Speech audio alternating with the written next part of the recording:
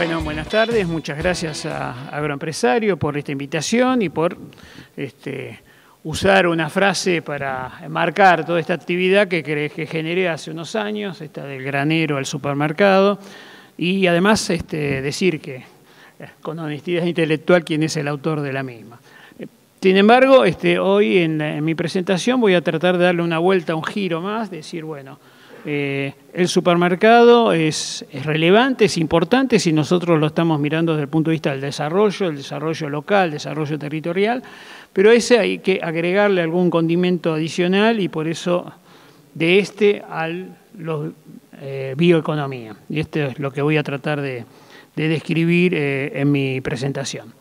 Inicialmente voy a presentar un video que es el que origina esta frase que estoy mencionando, ya tiene algunos años, pero que creo que sirve para enmarcar conceptualmente muchas de las ideas que en estos días y en estas exposiciones se están realizando. Así que, por favor, vemos el video. Desde 2010 y por primera vez en la historia, más de la mitad de la población mundial está viviendo en ciudades. Este mapa del mundo muestra cómo evolucionó esta concentración urbana desde 1960. En China se urbanizan 50.000 personas por día, 20 millones de personas cada año. Toda una Argentina una vez cada 2 años. Esto impacta directamente sobre la posibilidad de producir alimentos, porque reduce la cantidad de tierras cultivables. Por procesos de urbanización, aunque también por deterioro ambiental, salieron de producción 8 millones de hectáreas en los últimos 20 años, solamente en China. Toda la superficie cultivada de maíz de la Argentina, multiplicada por 3, ya no está disponible para la producción de alimentos. Millones de personas se están incorporando a las clases medias. En toda Asia, esta categoría es de 500 millones hoy y se estima que será de 3.200 millones de personas en 2030. Atención a estos números, serán 2.700 millones de personas más en el transcurso de nuestras vidas que van a dejar de producir su propia comida y que además van a cambiar su régimen alimentario.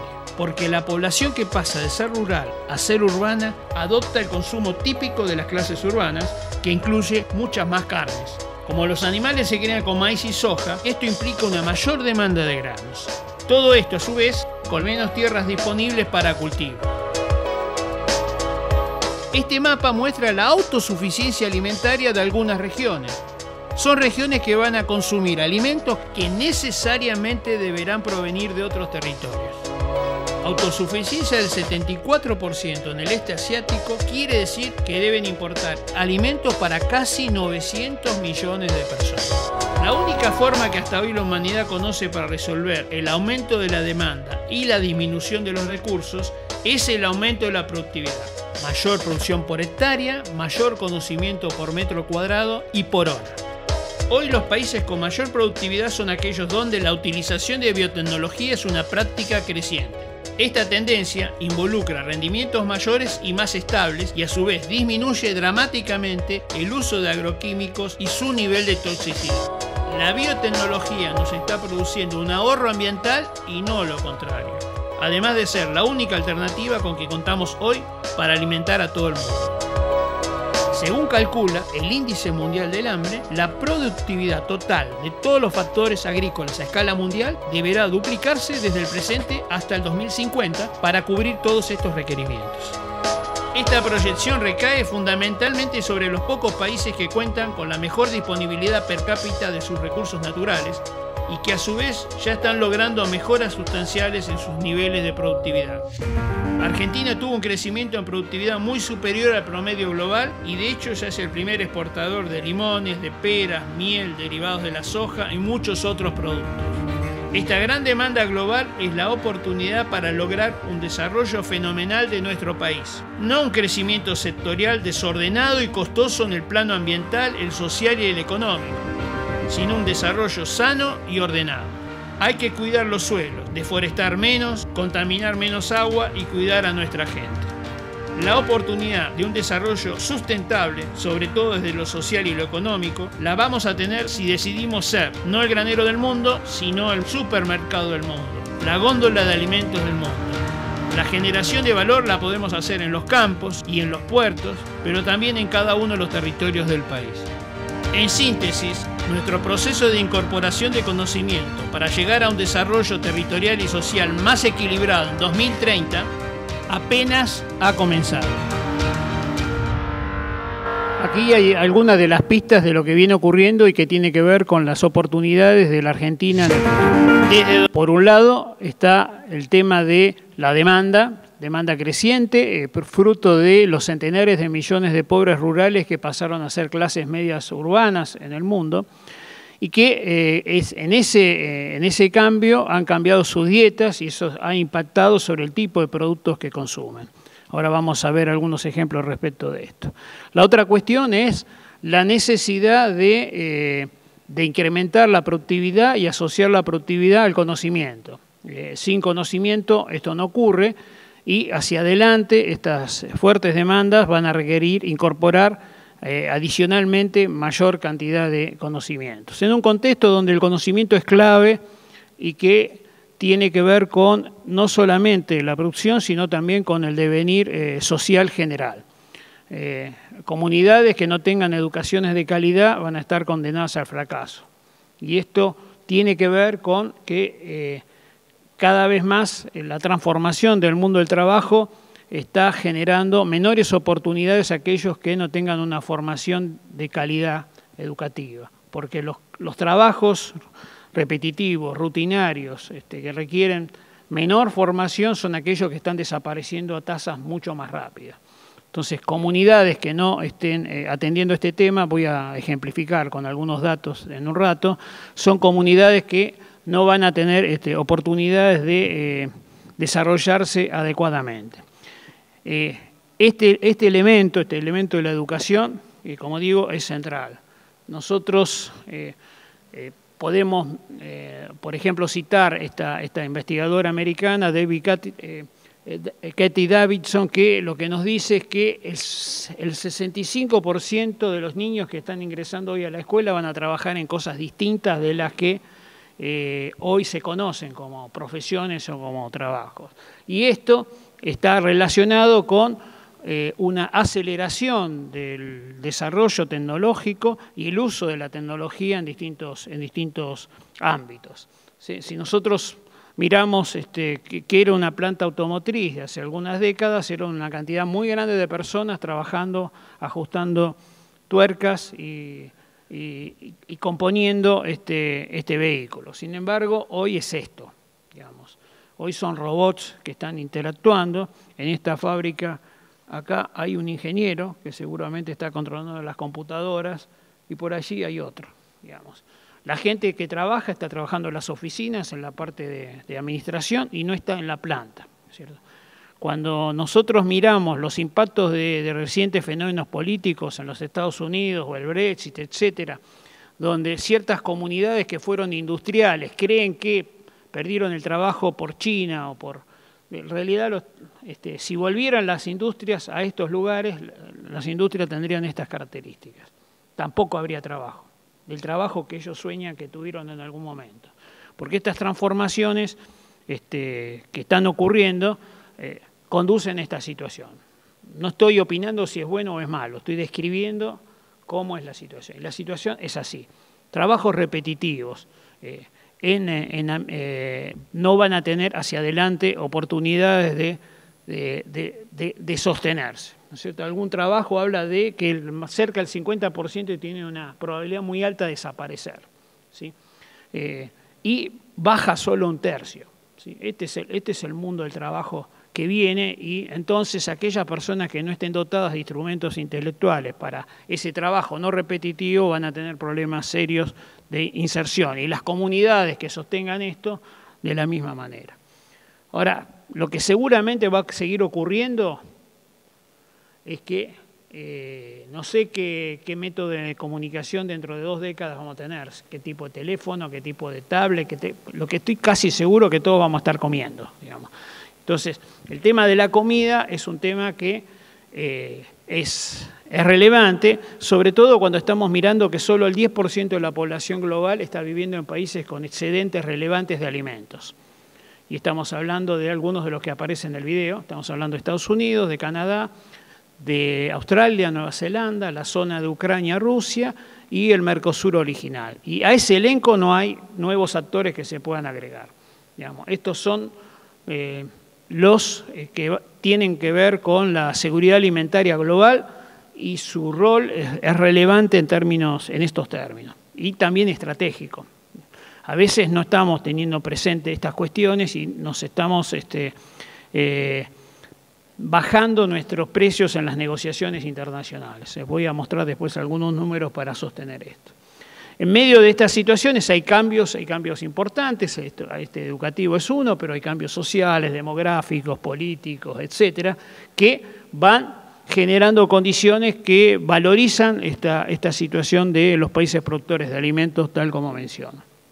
Hay cuestiones demográficas que tienen que ver con el aumento de la población, los cambios en las pirámides de edades, vinculados a menores tasas de natalidad, pero también a mayor esperanza de vida de la gente, cuestiones de desigualdad, migraciones de distinta naturaleza, por cuestiones ambientales, por cuestiones políticas, por cuestiones religiosas,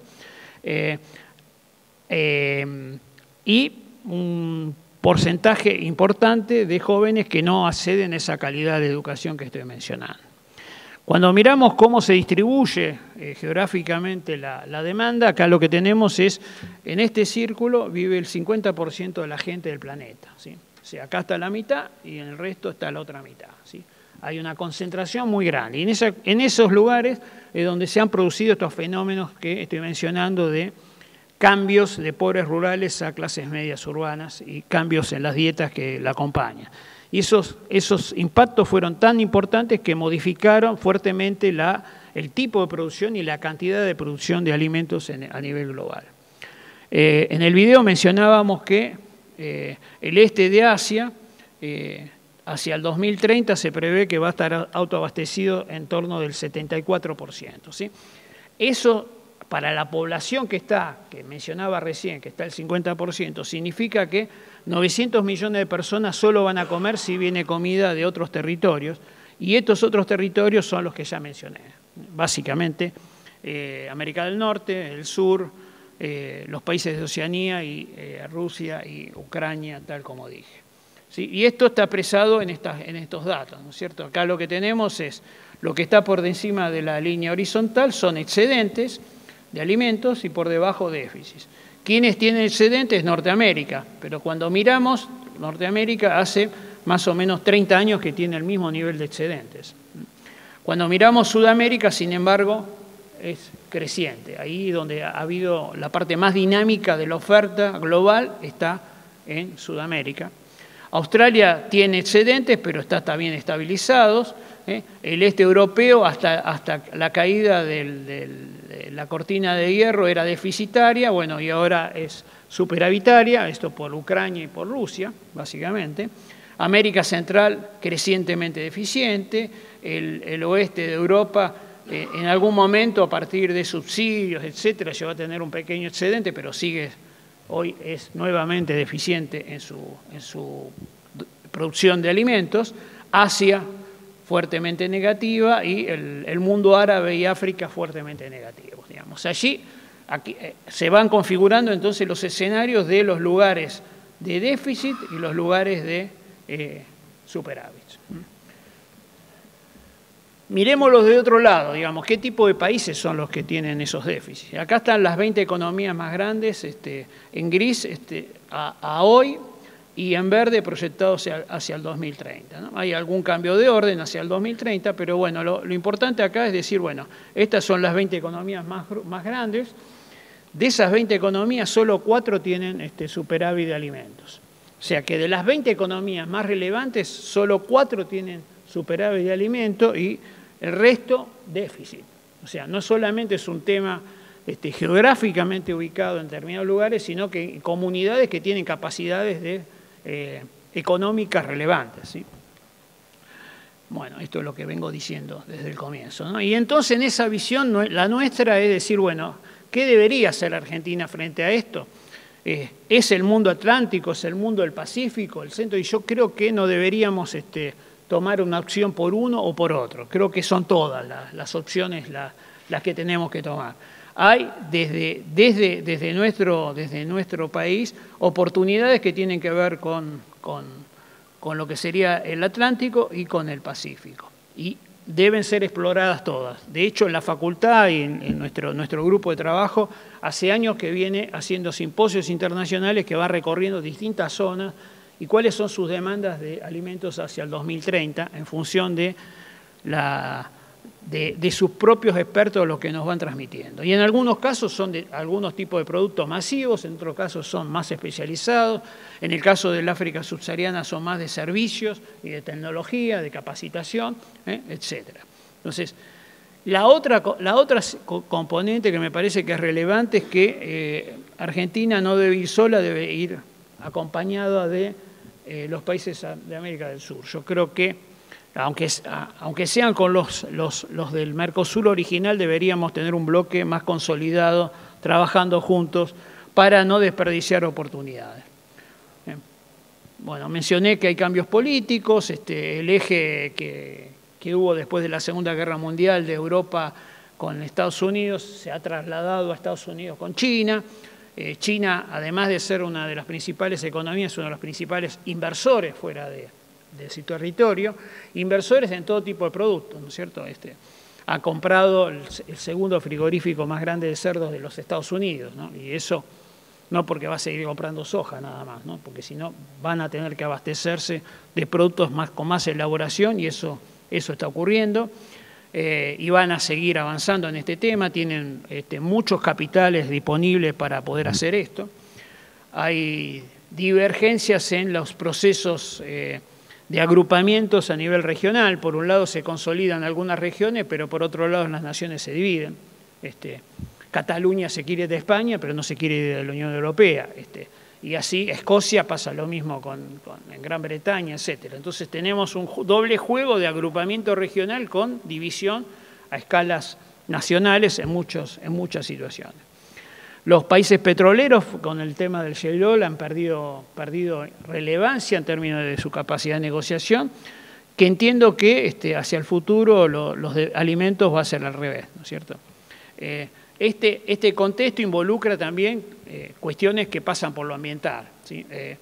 Hay cambio global, hay fenómenos de desertificación, de excesos de lluvias, y esos han acarreado distintas redistribuciones en las zonas productivas, etc. Para nuestro país, si esas predicciones se cumplen, las zonas secas serán más secas y las húmedas más húmedas en términos generales, y esto genera necesidad de pensar y de reflexionar acerca de estas cuestiones para ver cómo nos ubicamos, ¿no? Si efectivamente Mendoza va a tener el 50% de las precipitaciones que tiene hoy, bueno, o reduce las superficies de sus cultivos, que hoy, salvo las últimas plantaciones que están con riego por goteo, tienen otro tipo de riego por manto, etcétera, con lo cual es poco eficiente en el uso del agua. Bueno, ahí hay cosas para hacer, ¿no es cierto? Y estas cosas para hacer hay que pensarlas y hay que elaborarlas. Las zonas húmedas va a haber que hacer canalizaciones para los excedentes de agua. Estamos viendo este año que algo de eso está ocurriendo, ¿no es cierto? Entonces, estas configuraciones nuevas nos deberían ser elementos de reflexión acerca de cómo avanzar hacia adelante. El tema de la educación de calidad es un tema central, digamos. Vuelvo a insistir con esto, me parece que incluso toma calidad de derecho humano, digamos, porque aquel que no accede a una educación de calidad va a estar fuera del sistema económico porque no va a tener oportunidad de avanzar. Y cuando miramos qué está pasando hacia el interior de la Argentina en los últimos años, y la verdad que la situación está muy complicada desde este punto de vista, ¿no? Tenemos que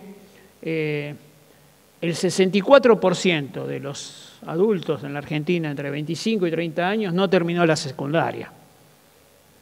Esta es la situación frente a este mundo que estoy describiendo, ¿cierto? Ha habido inversión en educación, pero eso no se refleja en los exámenes internacionales que se toman en la Argentina. ¿Sí? Hay, digamos, si ampliamos el rango de edad hasta los 65 años, la mitad de nuestra gente tiene un nivel educativo bajo, ¿no? Es realmente una situación compleja, y solo el 19% estudios superiores completos, ¿no? Muy lejos de lo que ocurre en otras comunidades más avanzadas del planeta. Hay un dato interesante que tiene que ver con mirar cuánto estamos invirtiendo y cómo manejamos esto de la educación. Y si miramos un valor que no es directo con la calidad, pero que está involucrado, que es la jornada de doble en la escuela primaria, salvo el distrito de la Ciudad de Buenos Aires, que es 45% de los alumnos tienen acceso a esta educación estatal de doble escolaridad. Y 2 provincias que están alrededor del 15%, todas tienen por debajo del 10% de nuestros chicos van a escuelas de turno simple. ¿Sí? Esto no va a asegurar un desarrollo que tenga que ver con estas proyecciones que estoy mostrando.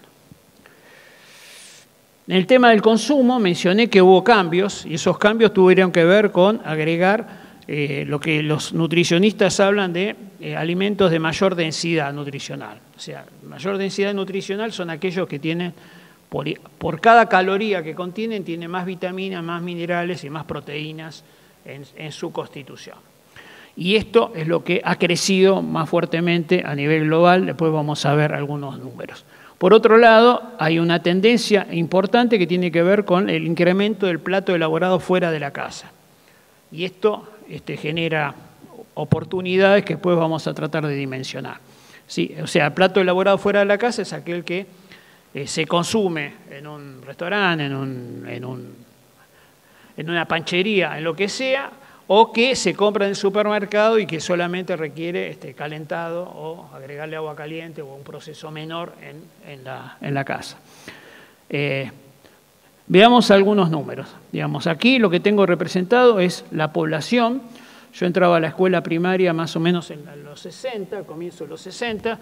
Ahí éramos 3.000 millones de habitantes en el planeta. Hoy somos 7.200. O sea, a lo largo de mi vida pasamos de 3.000 a 7.200 millones de habitantes. Ahora, cuando miramos la producción, ¿qué pasó con la producción de alimentos per cápita? Lo que pasó fue que en los 60 se producían 640 kilos por habitante del planeta y hoy se están produciendo más de 800. O sea, había 640 por 3.000 y ahora hay 850 por 7.200. Se cuadruplicó la producción de alimentos en este periodo. Ahora, ¿cuál es la composición de esos alimentos que se están produciendo? Siempre sigo por per cápita, ¿sí? Entonces tenemos productos que bajaron fuertemente, como las raíces, las hortalizas feculentas, que era un grupo importante en términos de consumo. Fíjense que estamos en torno de los 200 y pico de kilos,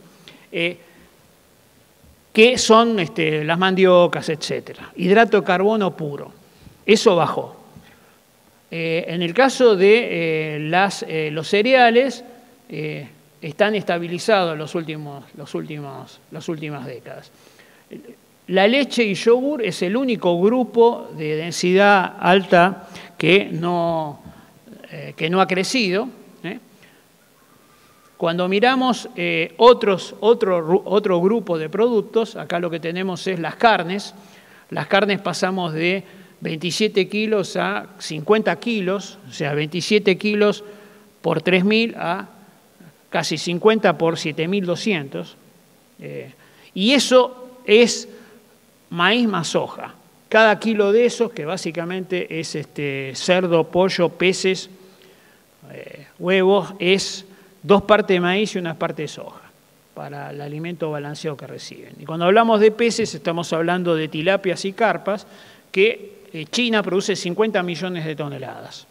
¿Sí? Para que tengamos una dimensión, Argentina produce 3 de carne vacuna. ¿Sí? Ellos producen 50 de peces. Peces alimentados con maíz y soja. Maíz local, soja importada. ¿Sí? Que tienen una alta tasa de conversión. Hace falta 1,2 kilos de alimento balanceado para producir 1 kilo de pescado, de este pescado. Estamos hablando de tilapia y carpa, que son vegetarianos, no son salmones y truchas, que son animales carnívoros y que hay que pescar para poner harina de pescado en el alimento, ¿no? Y que valen, por lo tanto, mucho más. Este es el esquema de alimentación que se está generando y que es tan fuerte, estos cambios, que se pueden mirarlo en las cifras, ¿no es cierto? En el caso de las hortalizas, creció fuertemente, las que no son raíces, ¿sí? Las frutas no cítricas, las frutas cítricas, y el aceite. El aceite vegetal, que se multiplicó por 4 el consumo, es el aceite que reemplaza a las grasas en la cocina, digamos, y esos son todos progresos desde el punto de vista nutricional muy fuertes y estructurales, ¿sí? Que se expresan en la esperanza de vida, digamos. La esperanza de vida en los 60 eran 20 años menos que ahora, ¿sí? O sea, un chico que nació en el 2000, desde el 2000 para acá, cada año que transcurrió, los chicos que estuvieron naciendo aumentaron 4 meses su esperanza de vida por año. Y si miramos los últimos 5 años, están en 5 meses por año. Y esto es una expresión de la alimentación y una expresión de la medicina, de ambas dos, ¿no es cierto? Que son las dos componentes que tienen que ver con esto. Mirando qué pasa con las carnes, yo antes les decía que básicamente las que crecían eran las que consumían soja y maíz. Si nosotros miramos el caso de los vacunos, fíjense qué es lo que ocurre. Los vacunos per cápita están estancados en estas décadas. Sin embargo, si miramos el pollo, crece fuertemente, los peces, como dije antes, crecen fuertemente. Hoy ya la producción de peces es igual que la de bovinos a nivel global, y baja la pesca.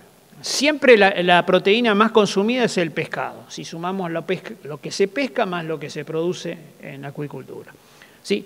Lo que va cambiando es la proporción de lo que se pesca y lo que se produce en acuicultura, cada vez es más la acuicultura. Y después tenemos el cerdo, que es la carne producida más consumida, esta línea que está aquí, que, bueno, todos esos son consumidores de estos productos. Ahora, ¿quién produce esas cosas? Veamos qué pasa con el VAPU. VAPU es Brasil, Argentina, Paraguay y Uruguay. Son solo el 3,5% de la población global, pero producen el 11% del maíz y exportan el 39% de todo el maíz. O sea, 11 veces su expresión en porcentual poblacional, ¿sí? Son el 3,55 y exportan el 39% de todo el mercado del maíz global. En sojas, producimos el 50% y exportamos el 65% de toda la soja. 18 veces la expresión que digo. Si es cierto que todo el diseño de la producción de proteínas está en torno a estos dos cultivos y estos países exportan estos valores, realmente desde el punto de vista estratégico es un elemento, entiendo, central, que no creo que lo estemos defendiendo en la mesa de las negociaciones. Pero cuando pasamos a las proteínas también tenemos un valor relevante. Ese 3,55 produce el 21% de la carne vacuna y exporta lo mismo. En caso de cerdo, el gran jugador global es China y entonces más del 50% de los cerdos del mundo están allí. Entonces, en otras regiones los valores son menores, pero sin embargo se está exportando el 12%, que es un valor superior a la participación en la población, y si miramos el pollo es todavía más. O sea que no solamente tenemos un rol relevante en el granero, sino también en parte de lo que podría ser un primer paso del supermercado, eso ya está establecido. Ahora, si le agregamos los Estados Unidos a este menú, que es el 8% de la población, entonces ese 8% exporta el 75% del maíz y el 83% de la soja. O sea, la OPEP de la soja son 4 o 5 países. 3 relevantes, Estados Unidos, Brasil y Argentina. Y 2 que acompañan, Paraguay y Uruguay. Digamos. Eso digo y creo que esto desde el punto de vista estratégico es muy fuerte, ¿no? Si todo lo que vengo diciendo se sustenta. Y en carne vacuna pasa 31%, en carne de cerdo se exporta el 26% y en pollo el 54%. ¿Sí? Ahí hay, digamos, un rasgo importante que debería, digamos, debería para nuestros países crecer esta parte, negociando qué se exporta de esta otra. Entonces, entiendo que hay tres distintas olas de aproximación y de aprovechamiento. Una que tiene que ver con seguir manteniendo liderazgo en producción de granos de bajo costo, en forma sustentable. Eso es un rasgo que hay que sostener y profundizar. Intentar una segunda ola que es intensificar la transformación de esos granos en proteína y energía, y eventualmente después llegar al plato del consumidor. Esto lo dije en un par de momentos, ahora lo voy a graficar. Acá tenemos el porcentaje de platos preparados fuera del hogar desde los 90 para aquí en los Estados Unidos y una proyección al 2040. Estamos hablando de en torno de un 55%, que no va a cambiar fuertemente para los Estados Unidos.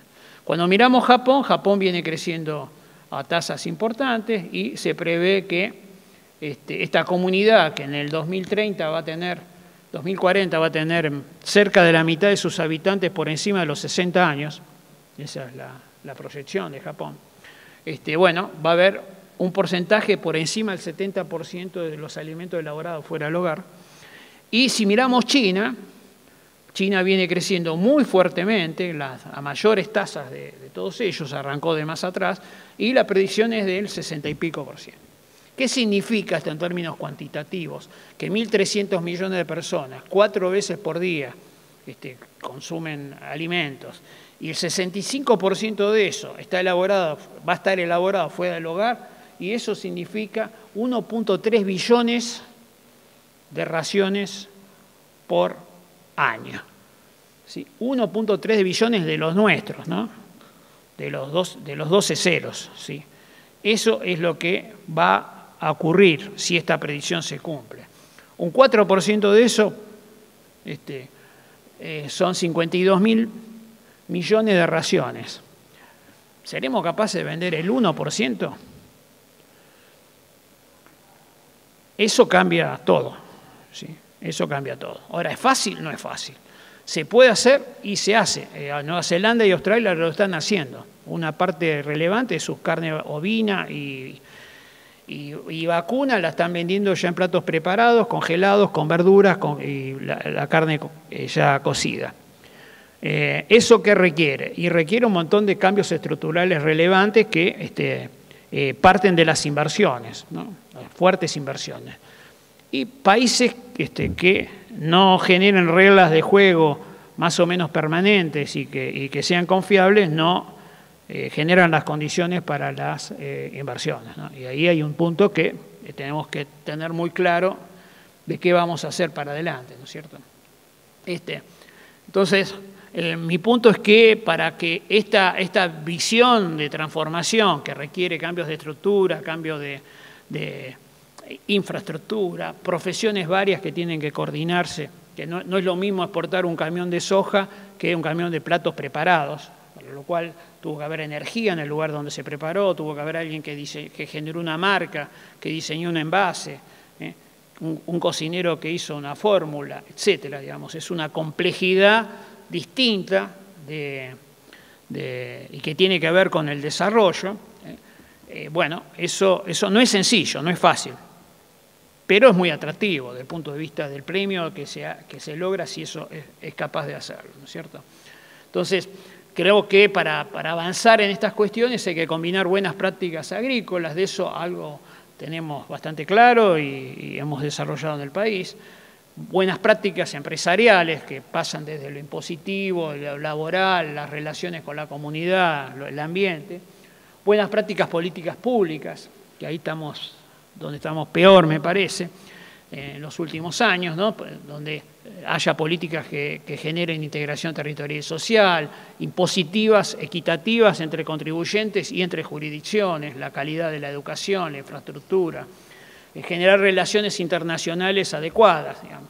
una parte importante de nuestra ventaja en el campo la terminamos perdiendo por no tener acuerdos internacionales. Digamos, un vino de Mendoza, antes de empezar, ya tiene que pagar un arancel de 15% contra un chileno, porque Chile tiene acuerdos con todos. Digamos. Entonces, estas cuestiones, que son complejas y que requieren un acercamiento también complejo, necesitan de actores que recorren distintos campos de la generación de productos, ¿no? Entonces hablamos del granero, hablamos también de las proteínas, podemos hablar del supermercado, pero creo que a esto hay que agregarle algunos elementos que ya estamos usando y que estamos aprovechando, formando parte de este sistema, que tiene que ver con la bioenergía, tiene que ver con el diseño y la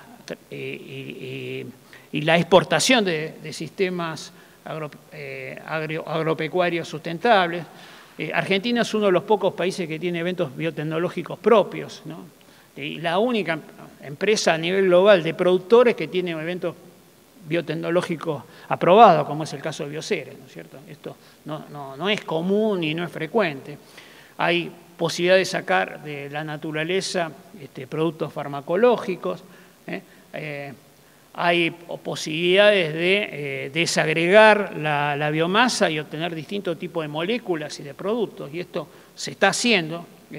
Entonces, creo que además de servicios profesionales y capacitación, creo que hay un buen resumen en pensar del granero al supermercado, pero que todos estos elementos ya están involucrados, no son supermercados, son otra cosa adicional, ¿no es cierto? Y mucho de eso tiene que ver con la visión de la bioeconomía, ¿no es cierto? Esto es fotosíntesis con conocimiento agregado, más inversiones, ¿sí? Que logran que estas transformaciones cada vez más complejas se vayan realizando, ¿sí? Es una agricultura sustentable más una industrialización inteligente, ¿sí?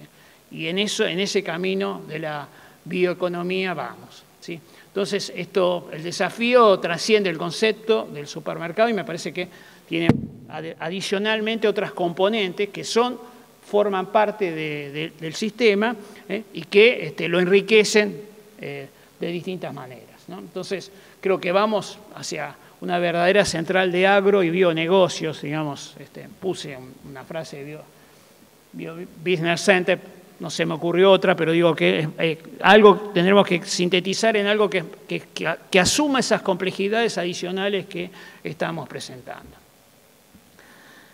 A pesar de estas variables globales que van todas en favor de países como los nuestros, el éxito no es inexorable, eso hay que construirlo, esa construcción requiere vocación, estrategias, políticas de Estado, vocación competidora, si no esto no ocurre, mucho trabajo en equipo, donde interactúen las empresas, el sector público y la academia. Digamos, esos tres sectores enriquecen entre sí y funcionan, deberían funcionar alineados entre sí. Y bueno, y actividades como esta creo que pueden ser parte de ese camino a resolver. Muchas gracias.